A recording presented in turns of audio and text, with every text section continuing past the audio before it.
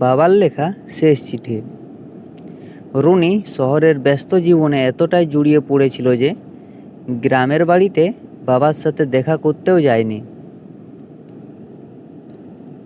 প্রথমে পড়াশোনার জীবনে ব্যস্ত থাকত, তারপর চাকরির জীবন, এরপর বিয়ের জীবনে ব্যস্ত থাকে।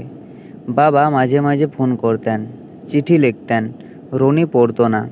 সে ভাবত এখন তো হোয়াটসঅ্যাপ মেসেঞ্জারের যুগ, এই যুগে আবার কে চিঠি লেখে।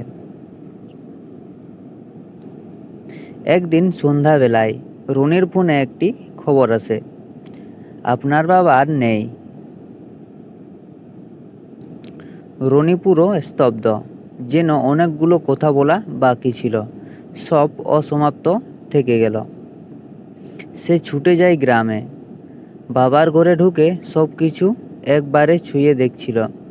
পুরনো বই, চশমা, খাতা, লণ্ঠন আর একটা খামের ভিতর বাবার লেখা একটি চিঠি পায়। সেটির উপরে লেখা ছিল, রনির জন্য, যদি কোনোদিন সে গ্রামে আসে।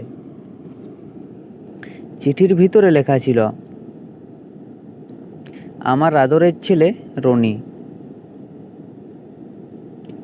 আমি জানি তুই খুব ব্যস্ত। আমি তোর ব্যস্ততাকে দোষ দিই না। আমি তোকে কোনোদিনও বাধা দিতে চাইনি। শুধু মাঝে মাঝে ইচ্ছে হয় তুই এসে পাশে বসে একবার বলবি যে বাবা কেমন আছো। জানিস, তোর ছোটবেলায় তোর হাত ধরে হাঁটতাম, এখন সেই হাতখানি বড় হয়েছে, আমাকে ছেড়ে অনেক দূর গিয়েছে। তবে জানিস, আমি এখনও তোর পাশেই হাঁটি চুপচাপ। যদি কোনো দিন তুই ফিরে আসিস, এই চিঠিটা পাস, জানবি আমি তোকে খুব ভালোবাসি, আমার জীবনের চেয়েও বেশি। ইতি তোর বাবা। রুনির চোখ দিয়ে অশ্রু ঝরিয়ে পড়ে। এবার সে বাবার খালি খাটে গিয়ে বসে। হঠাৎ যেন চারপাশে তার বাবার স্পর্শ অনুভব করে। একটা চিঠি যা সময়ের দেওয়ালে টাঙানো থেকেও হৃদয়ের গভীরে খোদাই হয়ে যায়।